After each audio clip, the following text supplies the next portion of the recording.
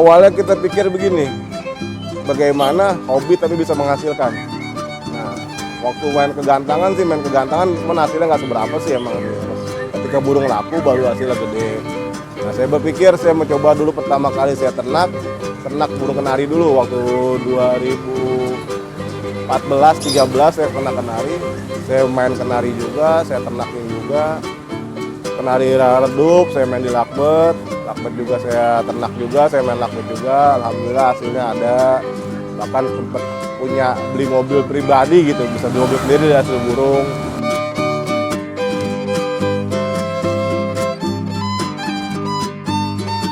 Kita menyikapi saja sih, jika pasaran turun, ya kita, ya alhamdulillah sih saya masih bertahan di kualitas.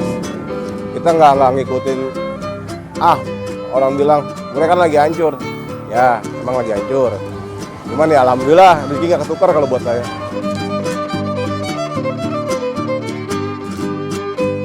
Saya dulu pernah ada salah satu saudara saya yang bilang ke saya, Kip, lu kan kuliah sekolah tinggi-tinggi, kenapa lu hidup begini? Ya, emang apa sih Kak hobi saya begini? Kata dia. Tapi alhamdulillah saya buktiin.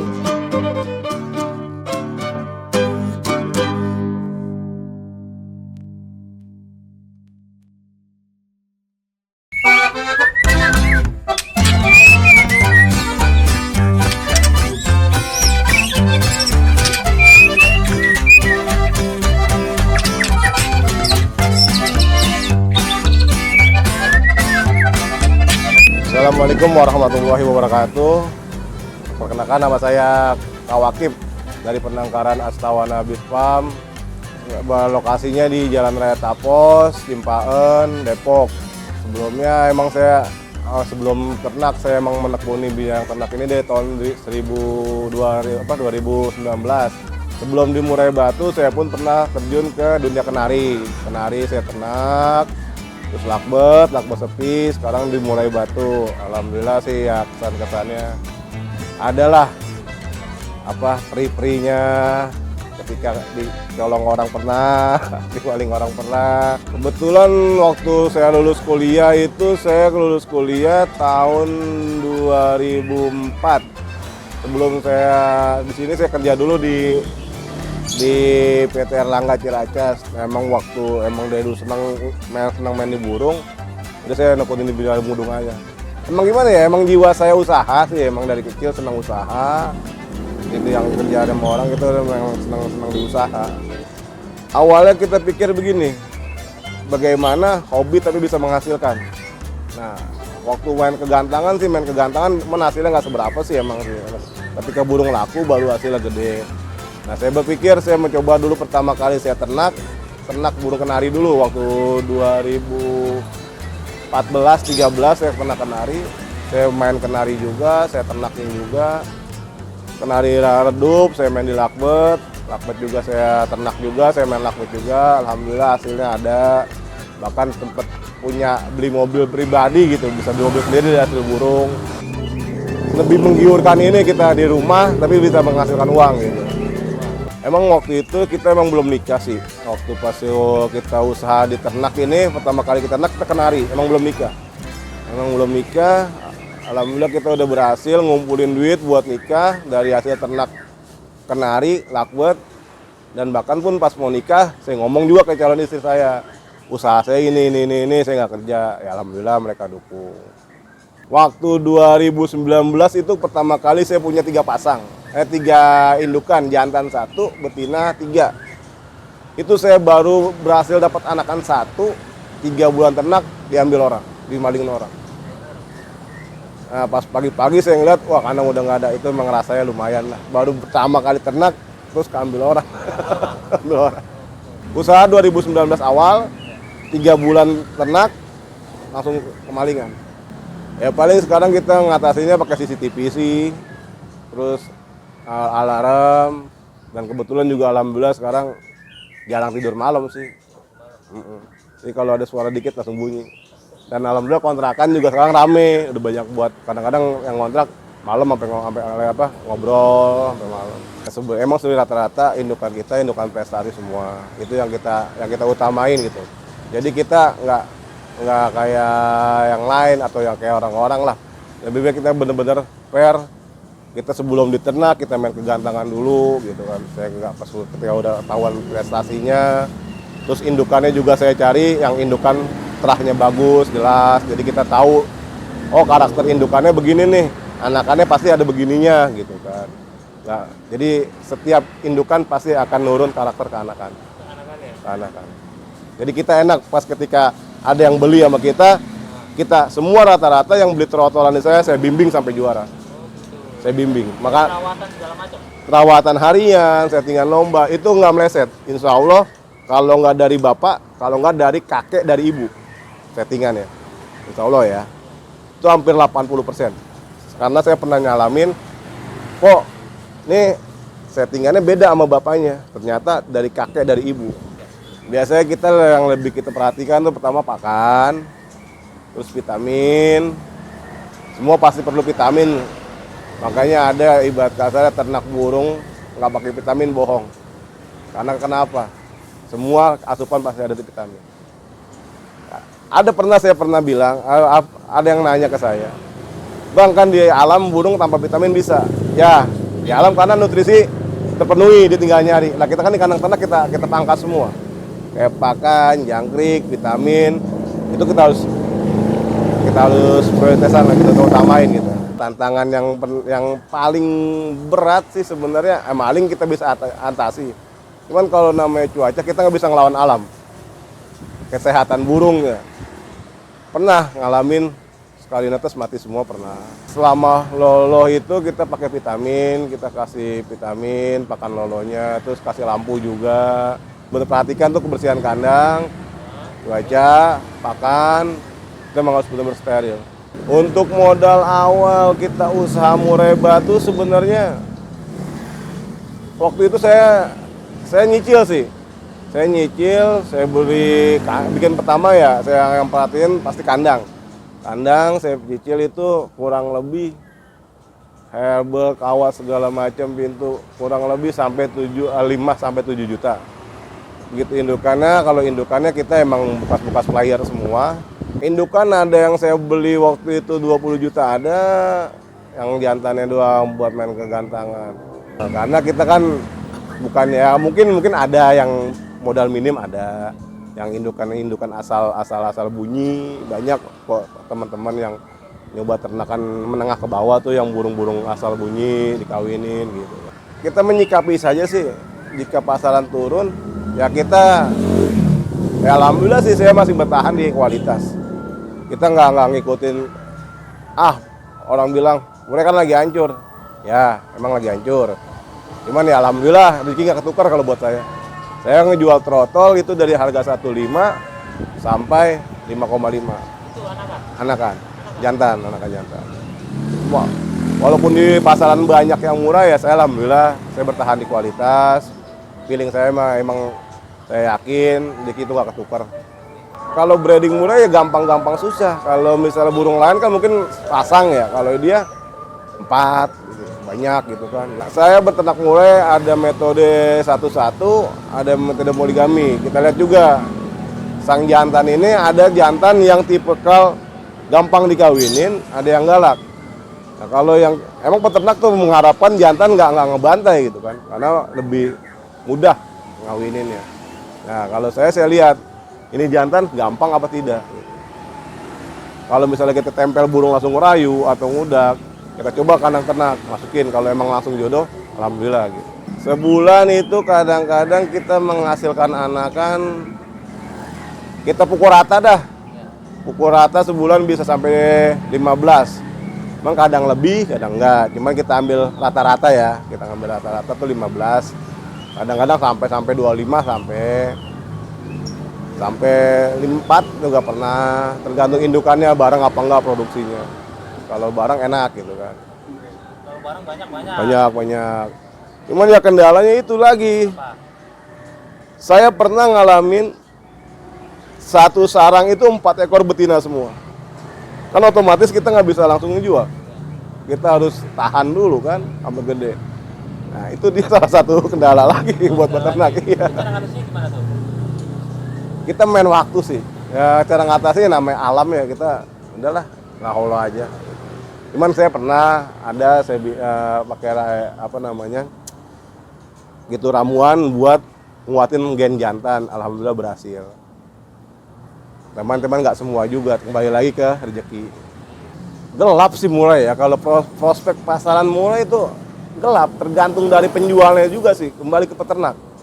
Semua kembali ke peternak, kalau pembeli biasanya ngikutin. Kalau peternak bisa mempertahankan harga, mempertahankan kualitas, insya Allah murah akan naik lagi. Cuman kalau cuma ternak asal-asalan, terus dijual asal-asalan, ya akan hancur selamanya gitu kan. Jadi kembali lagi ke peternak, ke penjual. Dia mau ngejual gimana. Yang penting kita jual amanah, kita indukan prestasi, kita bilang prestasi, jangan bilang nggak prestasi, dibilang anakan prestasi, dijual murah, itu yang bikin ya ada aja, cuma kita nggak tahu siapa. Pasti namanya manusia lah gitu kan. Kalau buat ditawarin di lapangan rata-rata hampir jarang. Cuman gitu udah sampai rumah ada aja yang nawar. Nggak tahu kenapa, mungkin di lapangan harga takut harganya mahal kali kan. Cuman kalau begitu di dalam rumah ada yang nawar. Itu gimana cerita itu? Ya ketika dia tahu, terus dia tahu itu burung saya menang, stabil prestasinya. Ya kayak sekarang nih ada yang namanya black, itu di lapangan belum ada penawaran. Cuma begitu udah di rumah, kemarin tawaran alhamdulillah udah sampai 80. Karena saya masih sayang, saya jual juga, nggak lepas. Kecuali kemarin Merdeka. Emang penawaran terakhir sama orang Jogja 15 juta. Tiba-tiba kemarin orang Priuk datang, udah buat saya. Ya laku, akhirnya deal 17,5.